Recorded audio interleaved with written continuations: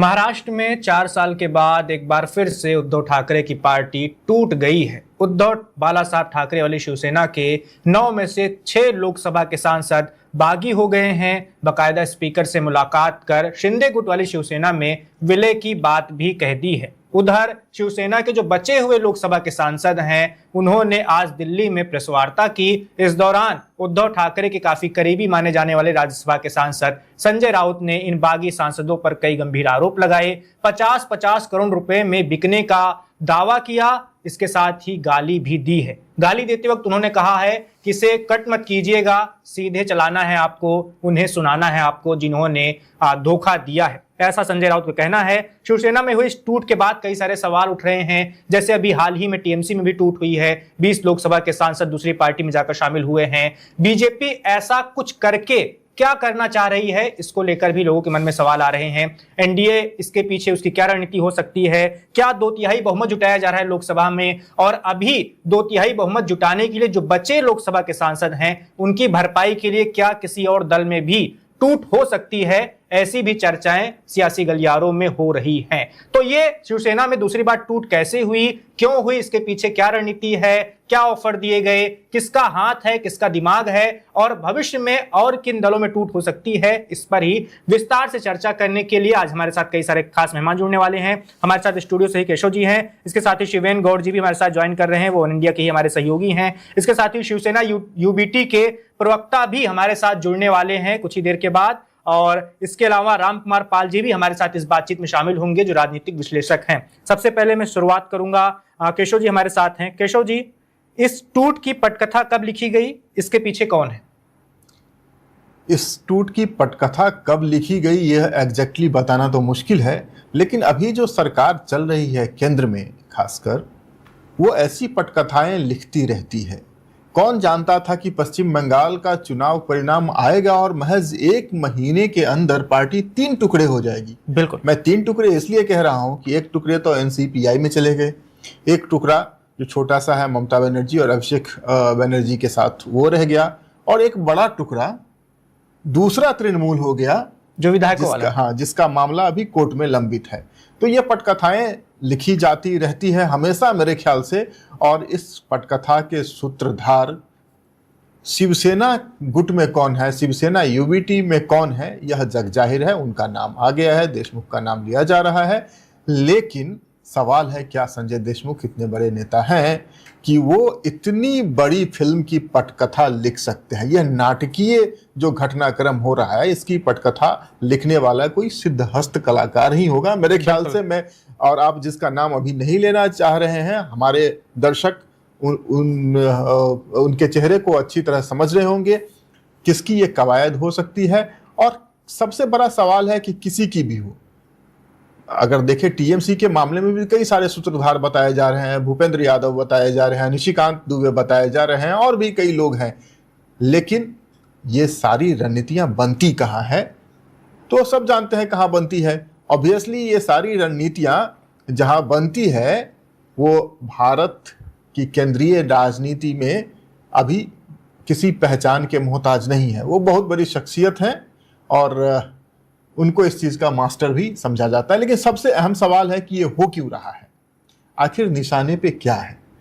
पश्चिम बंगाल में इनके प्रचंड बहुमत से पहली बार सत्ता मिली थी, आराम से राज्य करते, वहाँ पर शासन चलाते, लेकिन सरकार भी भारतीय जनता पार्टी की होनी चाहिए और विपक्ष भी भारतीय जनता पार्टी की होनी चाहिए। तृणमूल कांग्रेस में जो हुआ विधानसभा में, उसके बाद लोकसभा में, अब जाकर के वही चीज़ फिर से लग रहा है।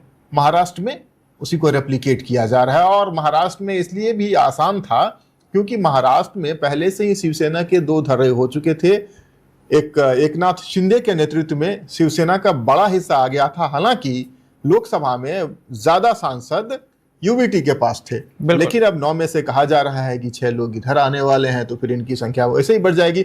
मैं ये कहना ये चाहता हूं कि शिवसेना के लिए तो एक ब्रिज पहले से ही था। वहां पर एकनाथ शिंदे थे, कई सारे लोग थे, संजय निरुपम हैं, अनेक लोग थे जो शिवसेना उद्धव ठाकरे, मतलब जो एक संयुक्त शिवसेना थी उसमें थे। बिल्कुल, अब अलग ग्रुप आ गए तो संवादहीनता तो वहां नहीं हुई होगी। किया क्यों जा रहा है? बड़ा सवाल ये है कि ये सब हो क्यों रहा है? क्या निशाने पर वन नेशन वन इलेक्शन है, क्या निशाने पर वो डिलिमिटेशन है, क्या वो परिसीमन अधिनियम है निशाने पर जिसमें लोकसभा में सांसदों की संख्या बढ़ाए जाने का प्रस्ताव है, क्या निशाने पर अगले साल होने वाला राष्ट्रपति चुनाव भी है। क्योंकि अभी अगर देखें तो केंद्र में भारतीय जनता पार्टी को समर्थन की जरूरत पड़ेगी अपने मन मुताबिक राष्ट्रपति उम्मीदवार को जितवाने के लिए। बिल्कुल। तो क्या ये सारी कवायद उसके लिए चल रही है, हम सबको सोचना होगा यहाँ पर और इसका विश्लेषण करना होगा, समझना होगा चीजों को कि क्यों हो रही है। परत दर परत हालांकि चीजें खुल रही है, लेकिन एक चीज तो जाहिर है कि भारतीय जनता पार्टी कहीं रुकने वाली लग नहीं रही है। आप जैसा कि कह रहे हैं 2/3 मेजोरिटी के लिए इन्हें कुछ और सांसदों की जरूरत है, करीब 36 और सांसद इन्हें चाहिए। वो 36 में से 6 का जुगाड़ यहाँ पर अभी हो रहा है, आगे देखने वाली बात होगी कि और कहां से आते हैं। बिल्कुल। क्या उत्तर प्रदेश से आते हैं, कहा तो ये भी जा रहा है कि दक्षिण में डोरे डाले जा रहे हैं। अब सवाल यहाँ पर सिर्फ लोकसभा सांसदों का नहीं है वैभव, इन्हें राज्यसभा में भी अपनी संख्या बढ़ानी है। तो ये राज्यों के स्तर पर भी, जैसा कि पश्चिम बंगाल में हुआ, हो सकता है कि आने वाले समय में हम इसे उत्तर प्रदेश में देखें, हो सकता है इसे हम तेलंगाना और कर्नाटक में भी देख सकते हैं। चालें चली जा रही है, मोहरे बिछाए जा रहे हैं और कभी भी किसी की गोटी काटी जा सकती है। बिल्कुल। अपने दर्शकों को हम बता दें कि जैसा कि केशव जी अभी बता रहे थे कि बीजेपी के पास लोकसभा में खुद का बहुमत नहीं है, 240 लोकसभा सांसद ही हैं, लेकिन एनडीए के पास बहुमत है। और जब टीएमसी के 20 सांसद आ गए हैं तो बीजेपी और ज्यादा ही भरोसे में आ गई होगी, उसकी निर्भरता टीडीपी और जेडीयू पे थोड़ा कम हुई होगी। लेकिन फिर भी ये टूट जारी है, इसीलिए लोग सवाल उठा रहे हैं और वो पिछले 75 दिनों का हवाला दे रहे हैं, क्योंकि बीते 75 दिनों में 27 सांसदों ने पाला बदला है, लोकसभा और राज्यसभा के मिलाकर। सबसे पहले 24 अप्रैल को 10 में से 7 राज्यसभा के सांसद आम आदमी पार्टी के छोड़ते हैं, बीजेपी में चले जाते हैं। उसके बाद फिर 8 जून के बाद हलचल मचती है टीएमसी में। उनके 28 लोकसभा सांसदों में से कई लोकसभा के सांसद भूपेंद्र यादव से मिलते हैं। फिर बाद में पता चलता है कि 20 सांसदों ने अपना एक गुट बनाकर वो किसी और दल में शामिल होने जा रहे हैं। और उसके बाद अब ये शिवसेना यूबीटी को लेकर खबर आई है। 75 दिनों में 27 सांसद पाला बदल चुके हैं, इसीलिए लोग ये जो कुछ घटनाक्रम हो रहा है इसकी गंभीरता को लेकर इशारा कर रहे हैं कि कुछ बड़ा होने वाला है। हो सकता है संसद के अगले सत्र से पहले एनडीए 2/3 बहुमत जुटा रही है। अगले मेहमान की ओर चलते हैं, हमारे साथ शिवेन जी जुड़े हुए हैं। शिवेन जी, ये जो कुछ हो रहा है आप इसे कैसे देख रहे हैं? शिवसेना की ओर से कहा जा रहा है कि करोड़ों रुपए के ऑफर दिए गए, सीधे बीजेपी का केंद्रीय आला कमान इसमें शामिल है और संजय राउत का ऐसा कहना है कि इन लोगों को महाराष्ट्र की जनता छोड़ने नहीं वाली, बार बार ऐसी बगावत हम बर्दाश्त नहीं करेंगे। बिल्कुल, संजय राउत का अपना कहना अपनी जगह ठीक है। उन्हें जिस तरह की झंझराहट बिलबिलाहट वगैरह है वो जायज है, क्योंकि उनके दल में लगातार टूट होना और लगातार पिछड़ना। वैभव, इस समय शिवसेना के लिए ये लगातार बड़ा जंग। 2022 के बाद में ये माना जा रहा था कि भाई ठीक है, अब हो गया, इसके आगे कुछ नहीं होगा, लेकिन वो सांसदों का टूटना ये उनके लिए चोट है। और इसकी एक वजह और भी है कि आसान तब हो जाता है जब कोई पार्टी अपनी जो मूल विचारधारा है उससे हट करके जगह तलाशती। शिवसेना ने जब से बीजेपी के साथ से गठबंधन तोड़ा तब से लगातार आरोप लगते भी रहे और ये साफ दिखता भी रहा कि जो राजनीति बाला साहब ठाकरे की थी उस राजनीति से इतर राजनीति करने लगे उद्धव ठाकरे। इसीलिए, और यही बात शिंदे ने पकड़ी। शिंदे ने जो मूल बात की कि हम तो आज से पहले जो बाला साहब ठाकरे का मिशन था हम उसको लेके चल रहे थे, उनके लिए ये तोड़ना आसान हो गया। मतलब विचारधारा के आधार पर उन्होंने शिवसेना पे अपना हक जताया और कई लोगों को आना आसान हो। तो सबसे बड़ी मैं मान के चलता हूँ शिवसेना को सीधी, जैसे पहले आपने केशव जी से पूछा था, उन्होंने जवाब बिल्कुल दिया। समय तो बताना मुश्किल है कि सांसद वाली पटकथा कब लिखी गई, लेकिन सच्चाई ये है कि जब से शिवसेना अपने बाला साहब ठाकरे के जो आदर्शवाद, जो भी उनकी आइडियोलॉजी थी, उससे हटके जब उसने रास्ते बदलना शुरू करे, तभी से इसमें टूट का अंदेशा हो गया था। हालांकि समय लगा, उसका परिणाम आपको देखने में। दूसरी बात यह, अब इसका परिणाम हो क्या रहा है? अभी केशव जी पूछ रहे थे क्या क्या हो सकता है। देखिए, इस समय बीजेपी, अगर मैं केंद्र सरकार की बात बीजेपी को कहता हूँ, एनडीए भले ही आप कहो, उसके साथ अब दिक्कतें आने वाले समय में लगातार चुनाव है, खासतौर से पंजाब का चुनाव, यूपी का चुनाव, और चुनाव ही चुनाव है, आगे महत्वपूर्ण है। बीजेपी दोबारा 240 के आंकड़ों की तरफ नहीं रुकना चाहती है इस बार, पर चुनौती और बड़ी होगी।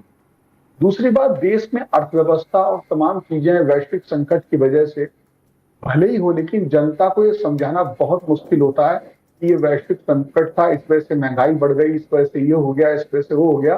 तो इसका समाधान निकालने के लिए सबसे बेहतरीन होते हैं कुछ इमोशनल मुद्दे जो भारतीय जनता पार्टी के एजेंडे में। उसमें हालांकि देखिए इस समय वो राज्यसभा में ठीक बहुमत पे पहुंच गए, वहां पर उन्हें कोई दिक्कत नहीं, आंकड़ा उनका ठीक हो गया, जो 123 का होना चाहिए उसके ऊपर निकल रहे हैं। लोकसभा में अभी भी कमजोर है। देखिए कई चीज हैं जिन पर वो आगे बढ़ सकते, जैसे वन नेशन वन इलेक्शन की बात हो रही है, जैसे महिला बिल को दोबारा ला करके उस पर आगे बढ़ने की बात हो रही है, कई और है, जनसंख्या नियंत्रण कानून की तरफ बात हो रही है। तो ये सारी चीजें अब जो है वो एजेंडा है, जो पिछले सारे मुद्दे थे। देखिए राम मंदिर निपट गया, 370 निपट गया, जो एक राष्ट्रवाद से जुड़े मुद्दे थे जिस पर वो आगे चल रही थी, कुछ मुद्दे बचे हैं, उसमें चाहिए बड़ा बहुमत। हालांकि अभी दिल्ली दूर है, लेकिन इस तरीके से वो तो कमर तोड़ देना चाहती है विपक्षियों की, और ये राजनीति में होता है। अब ये कैसे हो, दिस वे या दैट वे, वो उससे उन्हें मतलब ही नहीं है। अब राजनीति में आप आइडियोलॉजी से जनता को जोड़ और उसको कर सकते हो, लेकिन अगर उस आइडियोलॉजी के लिए आप बिल्कुल बिल्कुल कहते हैं ना नीति के, उनकी नीति क्या है, वो धर्म की, वो कहते हैं हम धर्म की राजनीति कर रहे हैं। तो बिल्कुल धर्म की राजनीति के लिए कहा जाता है कि अगर अधर्म की जीत के लिए अनीति का सहारा ले रहा हो, तो धर्म की जीत के लिए अनीति का सहारा लेना अनीति नहीं है, ऐसा उनके कई कार्यों में देखते हैं। अब मैं इसके बारे में आगे बताऊंगा, शायद आप कुछ कहना चाह रहे हैं तो मैं रोकता हूं। बिल्कुल शिवेन जी, अभी हम बात कर रहे थे कि इसके पीछे किसका दिमाग हो सकता है, पटकथा कौन लिख रहा होगा। अगले सवाल की ओर बढ़ते हैं। केशव जी, मेरा आपसे ये सवाल होगा कि हमेशा उद्धव गुट के साथ ही ऐसा क्यों हो रहा है? टीएमसी के साथ चलो हमने मान लिया कि उनके हाथ सत्ता गई और बंगाल की राजनीति ही वैसी है कि सब लोग सत्ता से चिपके रहना चाहते हैं, तो वहां पे उनको डर सताया, उनका बहुत सारे टीएमसी के नेताओं पर जनता बहुत आक्रोशित थी, अंडे फेंके जाने लगे, तो उन्हें अपनी ही जनता से डर था, इसीलिए वो पाला बदल रहे हैं, तमाम और वजह गिनाई जा रही हैं। लेकिन उद्धव ठाकरे तो सत्ता में रहते हुए पार्टी टूट गई थी उनकी, वो जब मुख्यमंत्री थे, और 4 साल के बाद फिर से टूट गई। इसके पीछे क्या वजह हो सकती है? अभी मैं संजय निरुपम का बयान सुन रहा था, वो पहले बाला साहब ठाकरे के जमाने में शिवसेना में थे। वो कह रहे थे कि अभी जिनके हाथों में शिवसेना उबाटा की कमान है, उद्धव ठाकरे और आदित्य ठाकरे, ये घर से निकलना नहीं चाहते, मातोश्री से ही ये सब कुछ चलाना चाहते हैं। इनको लगता है कि हमारा जमाना अभी वही वाला है जैसे पहले था, और अब वो ऐसा नहीं रहा है कुछ। अगर आप अपने नेताओं से लगातार मिलेंगे नहीं तो वो तो आपकी पार्टी छोड़ेंगे ही नहीं। देखिए ये बात कुछ हद तक सही भी है, लेकिन क्या इसी फॉर्मूले से पार्टियां टूट रही है? इसी फॉर्मूले से क्या आम आदमी पार्टी टूटी है? इसी फॉर्मूले से क्या तृणमूल कांग्रेस टूटा? इनफैक्ट शिवेंद्र जी जो विचारधारा वाली बात कह रहे हैं ना, अगर आज की राजनीति में देखें तो विचारधारा की राजनीति कमोबेश भारतीय जनता पार्टी ही करती है। बाकी किसी खास करके जो एक क्षेत्रीय दल है उसमें कोई ऐसी विचारधारा जैसी स्थिति है नहीं, कोई एक विचारधारा को लेकर चलते नहीं है। और अगर विचारधारा टूट का कारण बने, जैसे कि शिवसेना के केस में कहा जा रहा है कि वो हिंदुत्व की विचारधारा वाली पार्टी थी, जब तक बाला साहब ठाकरे थे तब तक वो हिंदुत्व की रेखा पर चलती रही। उद्धव ठाकरे ने अपनी अलग राह बनाने की कोशिश की तो लोगों में असंतोष उभरा और उससे लोग अलग हो गए। लेकिन आम आदमी पार्टी के साथ क्या हुआ? उनकी तो ऐसी कोई विचारधारा नहीं थी और उन्होंने अब जो भी विचारधारी थे उससे वो डेविएट नहीं कर रहे थे। यही स्थिति ये टीएमसी की थी पश्चिम बंगाल में, वहां पर भी वो डेविएट नहीं कर रहे थे। जिस विचारधारा को लेकर के थे उस पर वो उग्रतर तरीके से आगे बढ़ रहे थे। और तो और देखिए, टीएमसी की अगर कोई विचारधारा होगी, चाहे आप उसे अल्पसंख्यक तुष्टीकरण कहें, तो उसका सबसे बड़ा ब्रांड एम्बेसडर इस चुनाव में कौन बन करके उभरा था? ऑफ कोर्स वो ब्रांड एम्बेसडर टीएमसी की बनकर उभरी थी सायोनी घोष जी। और देखिए इस बदलाव की पूरी पटकथा को उन्होंने किस तरह से बदला है। पहले कहा जा रहा था कि टीएमसी के जो लोकसभा सांसद थे वो चाह रहे थे कि जैसे शिवसेना का अलग गुट बन गया उसी तरह उनके साथ टीएमसी का निशान और उनका नाम रहे। लेकिन सायोनी घोष चाहती थी कि टीएमसी की कोई छाया भी नए गुट पर ना रहे। उन्होंने एनसीपीआई जैसी पार्टी का सुझाव दिया और ये सब कुछ हो गया। तो मुझे लगता है कि आज की राजनीति में विचारधारा जैसी कोई चीज बची हुई नहीं रहेगी। अब सब सवाल यह है कि अब कल को अगर संजय राउत भी आ जाए भारतीय जनता पार्टी में तो आश्चर्य क्यों होगा, जब सायोनी घोष आ सकती हैं। संजय राउत का तो ऐसा हार्ड लाइन भी नहीं रहा है, जिस तरह से ये आंखों में मदीना और हृदय में कावा क्या कह रही थी, और देखिए अब आसानी से भारतीय जनता पार्टी के पाले में, डायरेक्ट भारतीय जनता पार्टी में नहीं है, बट अल्टीमेट उनका टारगेट तो वही है। अब सवाल है कि सायोनी घोष क्यों आई है, क्या उनका हृदय परिवर्तन हो गया, हृदय में उनका काबा और मदीना हट गया और हिंदुत्व का तीव्र प्रवाह शुरू हो गया। आप जाइए 2022 के पश्चिम बंगाल शिक्षक भर्ती घोटाला की फाइल देखिए, उसमें सायोनी घोष से भी पूछताछ की गई थी। क्या ये डर है? हो सकता है। आखिर अजित पवार 24 घंटे के अंदर पाला बदल के वापस एनसीपी में चले जाते हैं, आते हैं भारतीय जनता पार्टी के साथ सरकार बनाते हैं, उप मुख्यमंत्री बनते हैं और इन पर केस क्लोज हो जाता है और अगले दिन वे वापस चले जाते हैं एनसीपी में। बिल्कुल। आखिर क्या वजह होती है, विचारधारा से लोग क्यों समझौता कर रहे हैं, उसकी वजह भी होनी चाहिए, सिर्फ विचारधारा वाली स्थिति नहीं है। दूसरी बात, भारतीय जनता पार्टी एक वो पार्टी थी, संसद में इसके प्रधानमंत्री कहा करते थे कि ऐसे इस तरीके से अगर सत्ता मिलती है तो चिमटे से छूना पसंद नहीं करूंगा, अनैतिक तरीके से अगर सत्ता मिलती है तो उस सत्ता को मैं चिमटे से भी छूना पसंद नहीं करूंगा। अब तो यह है कि सत्ता किसी तरह मिलती है, केवल सत्ता नहीं, निष्कंटक सत्ता। लेकिन तो लेकिन लेकिन केशव जी, जब बीजेपी के नेता इस तरह के बयान देते थे, अटल बिहारी वाजपेयी की आप बात कर रहे थे कि चिमटे से छूना पसंद नहीं करूंगा, तब बीजेपी कभी 200 के पार पहुंच भी नहीं पाई थी लोकसभा में। 182 उनका सबसे हाईएस्ट नंबर था लोकसभा में। लेकिन जब मोदी की बीजेपी आई तो पहली बार में ही इनको लोकसभा में बहुमत मिल गया।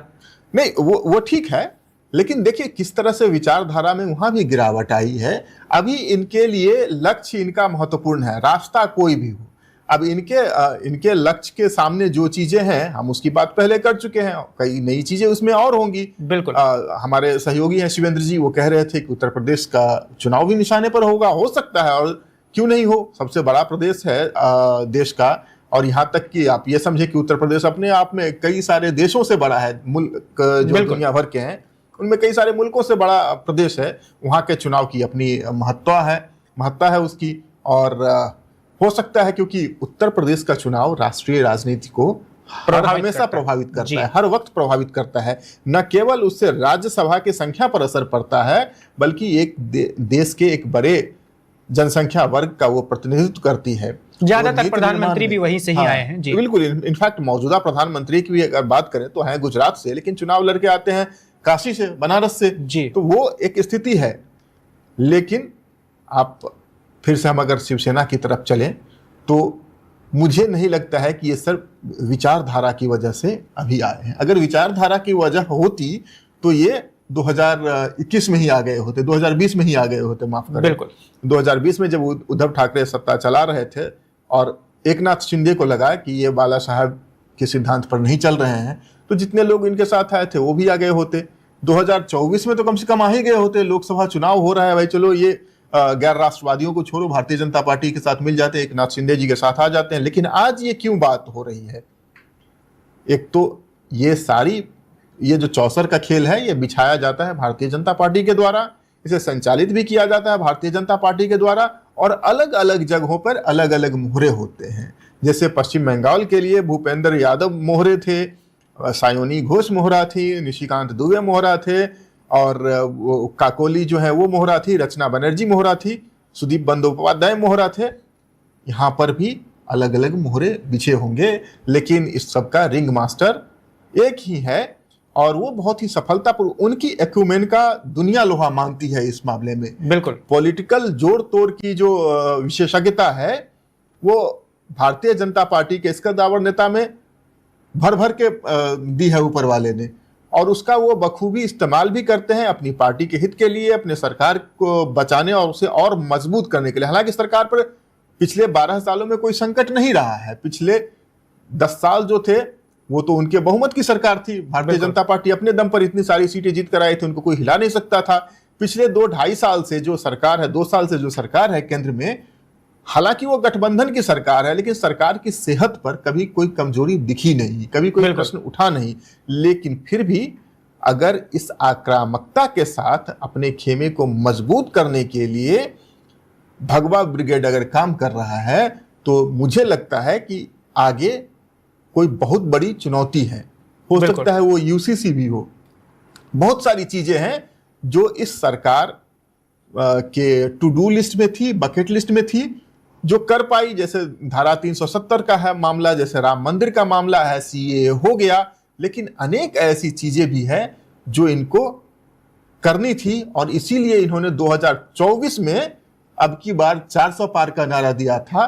तब तो 400 पार नहीं हुआ, लेकिन अगर 2024 का भूला हुआ 2026 में घर आ जाता है तो उसे भूला हुआ नहीं कहेंगे। शायद इनके टारगेट पर वही 400 पार है अभी भी।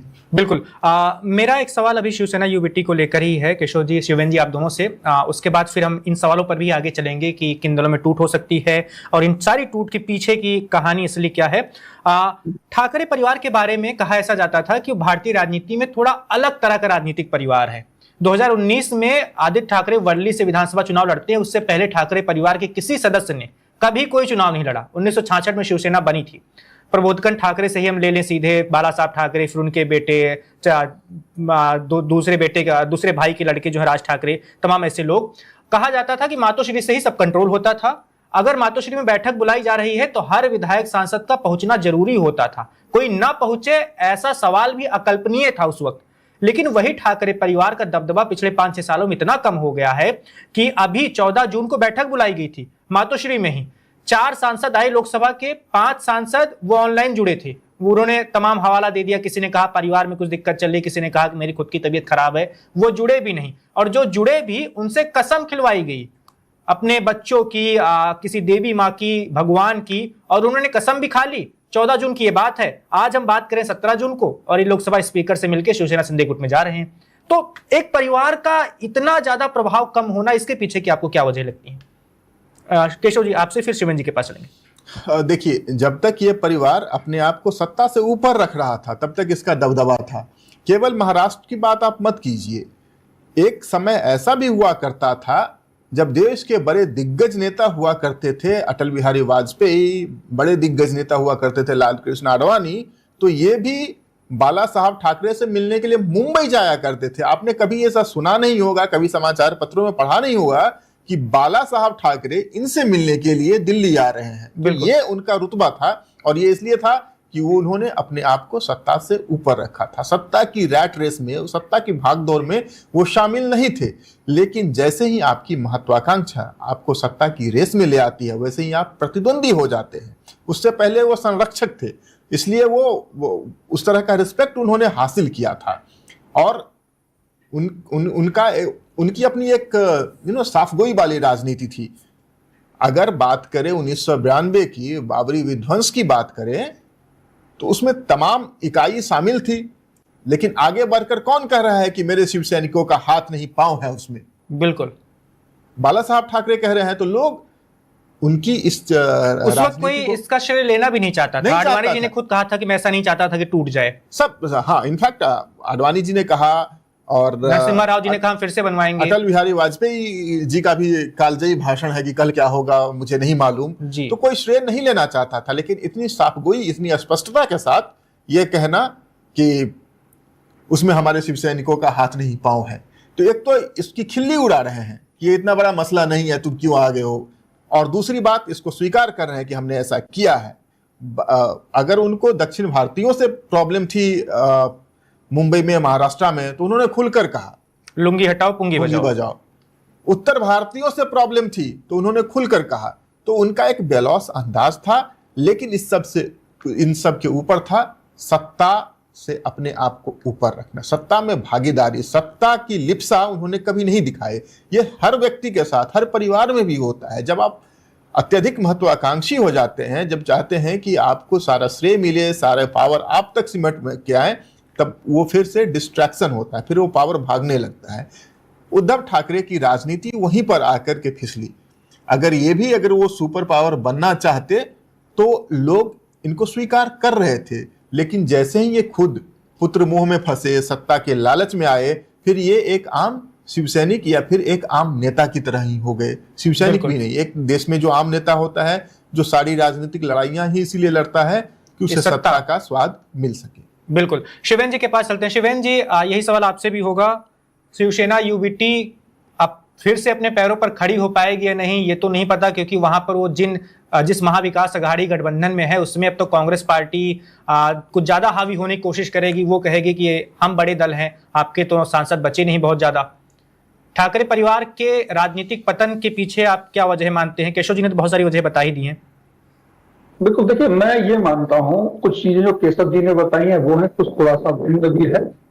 पहली चीज ये है कि देखिए, राज ठाकरे की जो राजनीति थी, सब हम आइडियोलॉजी की बात कर रहे हैं। आइडियोलॉजी का फायदा क्या होता है कि जैसे उन्होंने हटाया और शिंदे ने जिसको शामिल करा, उसे आसान हो गया। केवल वो कारण नहीं होता, दूसरे कारण भी होते हैं। दूसरी बात, उस समय देश में जिस तरह की आवश्यकता थी, उस समय की बता रहा हूं, जो ठाकरे साहब का, चाहे वो मुद्दे थे, मंदिर का मुद्दा था, चाहे बंबई में दाऊद के पूरा राज था, और निश्चित तौर पर उन्होंने कई चीजें ऐसी कही थी जो उनकी राजनीति को शूट करती थी। और वो बड़ा बेबाक, धुरंधर तरीके से राजनीति करते थे, स्पष्ट राजनीति करते, जैसे केशव जी ने बताया। उनके पास तो इसलिए जाते थे कि वो अपने आइडियोलॉजी से डिगने का कोई अंदेशा ही नहीं था उनका। मतलब खुलेआम कह दिया हाथ नहीं पांव है। यानी कि इतना सख्त नेता, इरादों का पक्का, दूसरों को भी मालूम था इस मुद्दे पर ये हमारे साथ थी। और उनकी आवाज नेता तो छोड़िए, जनता सुनती। अब नेता किसके पास जाते हैं? जिसकी जनता सुनती है उसका मत्था टेकते हैं। नेता तमाम बाबाओं के पास चले जाते हैं, उन्हें पता लगता है इसके दरबार में, इसके आश्रम में बहुत लोग आ रहे हैं। तो नेताओं के पास डबल चीज होती है, वहां भी जाते हो ऐसा व्यक्ति जो एक इशारा कर दे कि अब मुंबई में ये होगा, महाराष्ट्र में ये चीज होगी, ये नहीं होगा, वो रहेंगे, वो नहीं रहेंगे, मतलब तो वो लोग करने लगते थे। अगर वहां पर उस समय उनकी स्थिति ये थी कि उन्होंने कह दिया ब्रह्मवास के समानता कि ये व्यक्ति महाराष्ट्र के लिए हितकर नहीं है, तो नहीं है, मान लेंगे लोग। आज की तारीख में उद्धव ठाकरे बिल्कुल उसकी बिल्कुल धूल भी नहीं है बाला साहब ठाकरे, ऐसे मानते। तो जनता में प्रभाव नहीं है। अब आती है बात की अभी जो तोड़फोड़ हो रही, देखिए उसमें तोड़फोड़ के पीछे भारतीय जनता पार्टी या केंद्र, मैंने पहले भी कहा, उनके अपने तमाम उद्देश्य हैं। उन्हें जहां जैसा मौका मिलेगा वहां वैसा शॉट खेलेंगे। बंगाल में कुछ, महाराष्ट्र में कुछ, उत्तर प्रदेश में कुछ। लेकिन अभी भी क्या, इससे उत्तर प्रदेश की बात हो रही है, मैं थोड़ा सा बदल के बता रहा हूँ, यहाँ भी टूट की बात आ रही समाजवादी पार्टी की। लेकिन क्या हो रहा है, यहां पर स्थिति थोड़ी अलग है। समाजवादी पार्टी वो जिस जगह से आते हैं वहां समाज, कुछ जगह ऐसी ही ना समाजवादी पार्टी को ही वोट दे। बहुत अभी भी विरोध जो है और संगठन समाजवादी पार्टी का बहुत मजबूत है। तो वहां पर जाने से पहले अपने आप को बहुत ज्यादा परखेगा भी नेता। लेकिन अभी महाराष्ट्र में ऐसा कुछ नहीं था, ना तो आइडियोलॉजी का बंधन था। नेता अपने फैसले ले सकता है अपने हिसाब से। अगर उसको कोई समस्या है भारतीय जनता पार्टी की, चाहे छापेमारी से, ईडी सीबीआई से है, तो बचत कर लेगा। नेता कौन है ऐसा? देखिए, नेता सबके कहीं ना कहीं कोई ना कोई लीड पोल होते हैं, ठीक है ना। तो उसी को लेकर के जो सत्ता में पार्टी होती है, आज से नहीं बहुत पहले से, वो उसमें आपका लाभ उठाती है। केंद्र सरकार में अगर होती है तो ईडी सीबीआई होती है। और अगर जिस तरह ममता बनर्जी पश्चिम बंगाल में थी, तो वहां की पुलिस, वहां की लोकल बहुत कुछ करते हैं। तो कोई व्यक्ति किसी पार्टी को ये कहे कि वो अपने सत्ता का लाभ नहीं उठाती, केंद्र सरकार ताकत है वो लाभ उठा रही है, जिनके पास प्रदेश में वो लाभ उठा रहे हैं। कहते हैं ना, स्टालिन क्या कहते हैं, सनातन मच्छर हैं, कौन सी चीज कोई बताते हैं वो, क्यों कैसे कह लेते हैं? क्योंकि उनके पास ताकत है। तो सत्ता की ताकत हासिल करना सब कुछ हो गया है। भारतीय जनता पार्टी जान गई है। आप जो बात करते हैं कि पुराने जमाने की, कि उस दौर में जब अटल बिहारी वाजपेयी चिमटे से न छूने की बात करते थे, तब की राजनीति की अब की राजनीति का कोई मेल नहीं है। अब है हम सत्ता में रहेंगे तो उद्देश्य हासिल कर पाएंगे, जनता को वो समझाने में कामयाब हो जाते हैं। इसीलिए देखिए आप कितनी आसानी से, योगी का सबसे बड़ा हथियार क्या है? एनकाउंटर। अब मैं बताऊंगा नहीं किसका एनकाउंटर। अगर घटना हो और खोड़ा में हुआ, एनकाउंटर हुआ, सब कुछ, जिसकी जान गई उससे मतलब नहीं है, लेकिन एनकाउंटर हो गया जनता को। अब एनकाउंटर क्या हुआ? एनकाउंटर का मतलब होता है कि अपराधी जा रहा है, पुलिस ने ललकारा, रोका, नहीं मिला, उसकी मुठभेड़ हो गई, मुठभेड़ में क्रॉस फायरिंग हुई, उसमें मौत हो गई।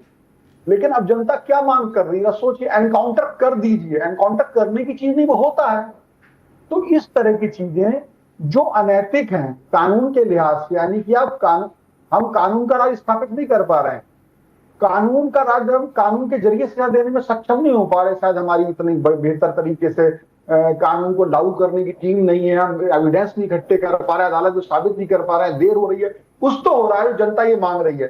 तो ऐसी चीजें जो जनता की डिमांड हो गई वैभव, तो अब नीति अनीति की बात मत करो, अब पब्लिक जान रही है, नेता क्या जान रहा है, जो पब्लिक को पसंद है वो करेंगे और नेता उसके पास जाएंगे, और जीत की संभावना हमें अगले चुनाव में ज्यादा होगी। तो ये सारी चीजों का जोड़ तोड़ है। उसके बाद जो मैंने पहली बात कही, बहुत बड़े मुद्दे भारतीय जनता पार्टी अचीव कर चुकी है। अभी अगर आज आदमी आर्थिक मसलों पे जनता का दिमाग बहुत ज्यादा चला गया, महंगाई पे, इस पे उस पे, तो आप समझ लीजिए कि उन पर चर्चा होने लगेगी।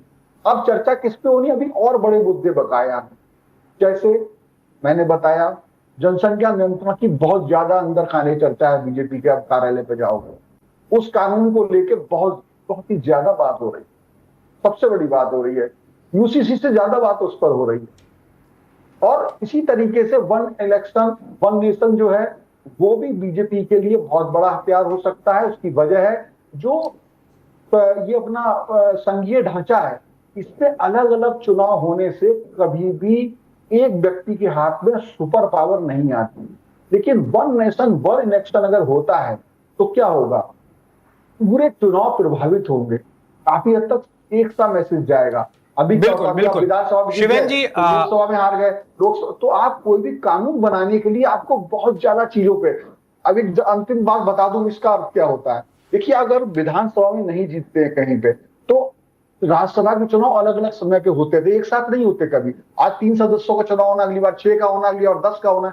तो होता क्या है कि जब वो सदस्य आप नहीं बना पाओगे तो कम से कम उच्च सदन जो है वो आपकी निगरानी कर सके, आपको रोक सकेगा। लेकिन निरंकुश तब हो जाओगे जब एक ही क्लिक में आप सारे चुनाव जीत जाओ। बिल्कुल। अगले सवाल की ओर आगे बढ़ते हैं। शिवेन जी आपके पास आएंगे। केशव जी, अगला सवाल ये है कि अब अगली बारी किसकी है? आपने खुद बताया 30 से ज्यादा अभी लोकसभा के सांसद इनको चाहिए। 362 एक आंकड़ा होता है अगर 2/3 चाहिए। अगर हम 540 के लिहाज से देखें तो अगली बारी किसकी हो सकती है? क्या महाराष्ट्र में ही शरद पवार वाली जो एनसीपी है जिसके पास 7 लोकसभा के सांसद है, उन्हें तोड़ना आसान हो सकता है? क्योंकि वहां पर 2/3 क्या पूरे 7 ही आ सकते हैं, सुप्रिया सुले को छोड़ दे तो 6 तो आ ही चले जाएंगे। वाईएसआर कांग्रेस है आंध्र प्रदेश में, उनके पास 4 लोकसभा के सांसद हैं, क्या उन्हें तोड़ा जा सकता है? जेएमएम झारखंड में है, क्या उन्हें तोड़ा जा सकता है? आरजेडी के पास भी 4 लोकसभा के सांसद हैं, लेकिन इन्हें थोड़ा मुश्किल होगा क्योंकि इसमें मीसा भारती या लालू परिवार के बहुत ही करीबी लोग हैं। या फिर समाजवादी पार्टी, जिसको लेकर इस वक्त खूब चर्चा हो रही है। लेकिन सपा को तोड़ना आसान भी नहीं होगा क्योंकि 37 लोकसभा के सांसद है, 2/3 के लिए आपको बहुत सांसदों की जरूरत पड़ेगी, और उससे कम होगा तो बाई इलेक्शन होगा, उसमें आपको जाना पड़ेगा। तो आपके हिसाब से अगली बारी किसकी? ये 30 से ज्यादा सांसदों की भरपाई कहां से करेगी बीजेपी? वैभव, सपा को तोड़ना जितना मुश्किल लग रहा होगा, आप 1 महीने पहले इस बात का अनुमान नहीं लगा सकते थे कि तृणमूल कांग्रेस को तोड़ना कितना मुश्किल होगा। चुनाव के दरमियान भी यह अनुमान नहीं लगा रहे थे, और जैसे ही परिणाम आया तब भी आप अनुमान नहीं लगा रहे थे, लेकिन 1 हफ्ते के अंदर चीजें बिखरने लगी। बिल्कुल। आखिर क्या समाजवादी पार्टी में बिखराव नहीं हुआ है? वहां पर भी अमर सिंह अलग हुए थे, वहां पर भी आजम खान ने अपने अलग सुर बनाए थे, यहां तक कि अखिलेश और उनके चाचा शिवपाल ये भी अपना अलग धरा बना चुके हैं। बिल्कुल। आखिर रामगोपाल जी की क्यों हर दिन मुलाकात होती है अमित शाह से? कुछ तो बात होगी।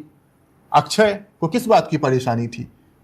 कुछ भी हो सकता है आज की राजनीति में। मैंने तो यहां तक कहा ना कि कल को अगर संजय राउत भी आए भारतीय जनता पार्टी के खेमे में, एकनाथ शिंदे गुट में शामिल हो जाए, तो बहुत आश्चर्य की बात नहीं होगी। कुछ भी हो सकता है।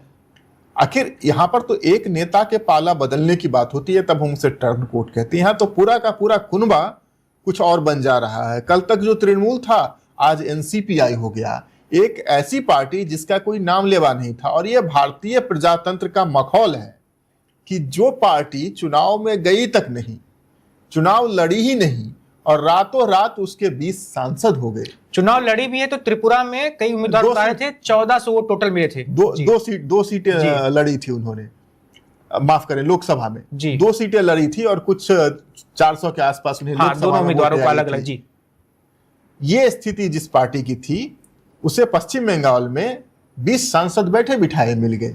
हो सकता है कि और कुछ सांसद मिल जाए। टूटना किसी का, देखिए क्यों कह रहे हैं कि 50 करोड़ बोली लगाई गई, तृणमूल वाले भी जो बचे रह गए वो भी कह रहे हैं कि उनके सांसदों की बोली लगाई गई, कीर्ति आजाद कह रहे हैं कि उनको भी ऑफर किया गया था। आखिर ये सारे बिकाऊ सांसद विपक्ष में ही क्यों हैं? वहां पर जो शिवेंद्र जी की बात आती है विचारधारा वाली, वो वहां आती है।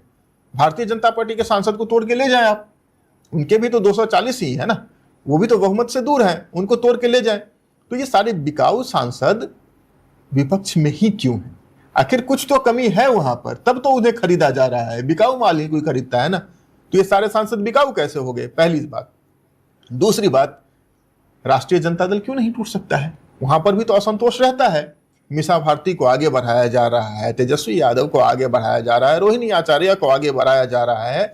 वो कार्यकर्ता जो हमेशा पार्टी का सिंबल लेके चलते हैं, जो लालटेन लेके आगे आगे चलते हैं, उनका क्या क्यों नहीं तोड़ा जाए? देखिए अब क्या आरजेडी में टूट नहीं हुई? उनके तो दोनों बेटे अलग हो गए। तेज प्रताप की राह अलग है और तेजस्वी की राह अलग, वहां भी टूट हो सकता है।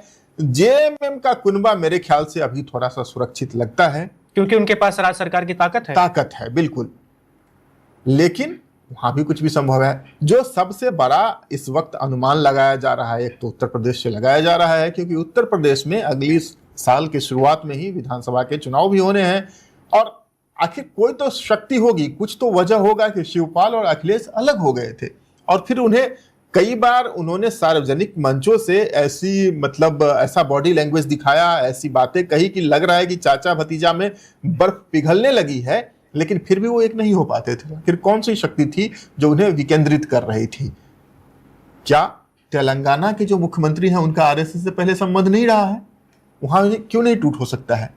वहां भी कुछ लेकिन केशव जी, अगर कांग्रेस में टूटेंगे तो कांग्रेस के पास तो 99 लोकसभा सांसद हैं, तो वहां तो ये 2/3 वाला नहीं चल पाएगा। नहीं, स्टेट लेवल पे जो टूट होगी, सांसद तो केंद्र के गिने जाएंगे, सांसद पार्टी के नहीं। अगर उन्होंने इस्तीफा दे दिया तो हाँ, उपचुनाव का सामना करना पड़ेगा। उन्होंने इस्तीफा दे दिया तो वैसे ही संख्या कम हो जाएगी। उपचुनाव का सामना करना तो बाद में आएगा, उपचुनाव में भी जिता के ले आएंगे। बिल्कुल, टूट कहीं भी हो सकता है।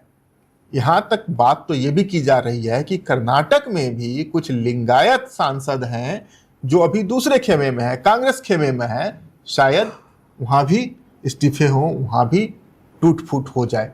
तो ये कहीं भी हो सकता है। भारतीय जनता पार्टी के निशाने पे जो नंबर है, मुझे लगता है कि मछली की आंख की तरह इनकी नजर, जैसे अर्जुन की नजर सिर्फ मछली की आंख पर थी, उसी नंबर पे है। इनका टारगेट इन्होंने पहले फिक्स कर रखा है and slowly they are moving towards that.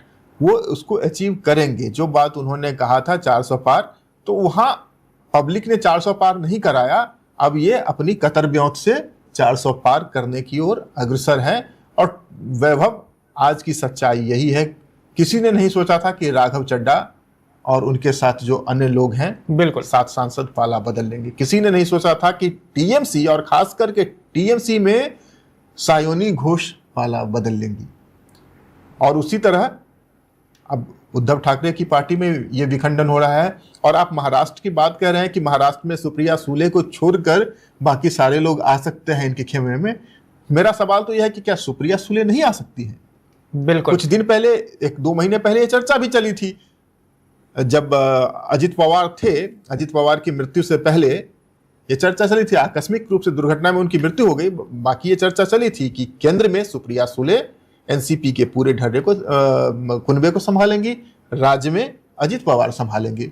तो फिर संभव क्यों नहीं है? सुप्रिया सुले से तो नजदीकी भी रही है, सुप्रिया सुले की नजदीकी रही है जो भारतीय जनता पार्टी की सरकार है। बिल्कुल, कुछ भी हो सकता है। अब देखना यह है कि एनडीए के खेमे में कब 400 पार का आंकड़ा आता है, कब 362 के आसपास ये पहुंचते क्या हैं। डीएमके के 22 सांसद भी दे सकते हैं समर्थन? दे सकते हैं, जिस तरह से खिचड़ी बन रही है दे सकते हैं। कांग्रेस से जो खिंचाव हुआ है, कौन जानता है कि कल डीएमके भारतीय जनता पार्टी पहले भी सहयोगी रहे हैं, कोई ऐसी डील हो जाए, कोई ऐसी उनको कोई ऐसा पैकेज मिल जाए, तो कल को डीएमके फिर से भारतीय जनता पार्टी के साथ डीए का हिस्सा बन सकता है। हो कुछ भी सकता है।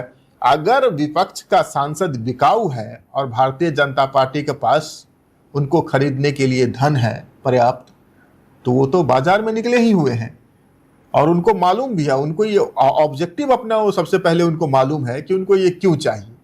तो उनमें कहीं डेविएशन नहीं है, कहीं भटकाव नहीं है, वो केंद्रित हैं अपने लक्ष्य के प्रति और इस वक्त उनके पास संसाधन भी है तो उसका इस्तेमाल कर रहे हैं। बिल्कुल। इसमें नैतिकता और अनैतिकता की बात अब रह ही नहीं गई है वैभव। ये सब कुछ एक जंग है और जंग और प्यार में सब जायज होता है, तो ये प्यार से इस जंग को जीतने के लिए निकल पड़े।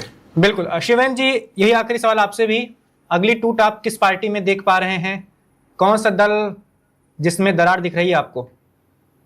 देखिए, प्रयास तो भारतीय जनता पार्टी सभी करेगी, लेकिन हम आंकड़ों के हिसाब से देखें, जैसे बात चल रही है समाजवादी पार्टी की, लेकिन उसका जो आंकड़ा है बहुत बड़ा है और यूपी के अंदर जो चीजें हैं, कहीं कहीं से जो लोग जीत के आते हैं, आप चुनाव 2022 का भी है, वो 2027 का भी है, अभी बहुत से गणित नेता लगाएंगे, इतनी आसानी से नहीं होगा। लेकिन ये बात सही है कि टारगेट तो समाजवादी पार्टी का बनाया जा रहा है, लेकिन इतनी बड़ी संख्या कैसे, क्या वो नेता चुनाव में उतरने को तैयार नहीं होते इतनी जल्दी अभी, तो इसलिए मुझे लगता है कि इसमें थोड़ा मुश्किल होगी, लेकिन तरीका क्या निकाल ले। देखिए, आपने अभी हम लोग बात कर रहे थे कि सत्ताधारी दल में क्या बिकाऊ सांसद नहीं होते है ना, तो सत्ताधारी में क्यों नहीं होती, वहां आवश्यकता नहीं है ना। जब हार होती है, जीते हुए के साथ सब जाना चाहते, उगते सूरज को सब सलाम करते हैं, अगर मौका मिलेगा वहां जाएंगे, हारे हुए के साथ कौन जाएगा? या अब देखिए, या फिर आप देखते हो कई बार जैसे विधानसभा चुनाव होते हैं, लोकसभा चुनाव होते हैं, तो उस समय भागते हैं लोग, इसलिए कि चुनाव का मौका मिलता है, पता नहीं होता है, जीत हासिल करने के लिए, रास्ता देखने के लिए, उस समय भागम भाग होती है। लेकिन ऐसे वक्त में जब चुनाव अभी दूर है उस नजरिए से, तो अभी आदमी अपने क्षेत्र में, खाली पैसे की बात नहीं है, क्योंकि ऐसे सांसद विकास से भी, देखिए जो सरकार सत्ता में होती है, वो विपक्षी सांसद हो, विपक्षी विधायक हो, उनको कई तरीके से मार करके, जैसे विकास की योजनाओं को लेट कर देना, उनकी बात ना सुनना, मसले ना हलना, बहुत से। अब सांसद निधि कितनी होती, विधायक निधि कितनी होती, 5 करोड़ में क्या हो जाएगा? एक बड़े क्षेत्र में 5 करोड़ में क्या कर लेगा?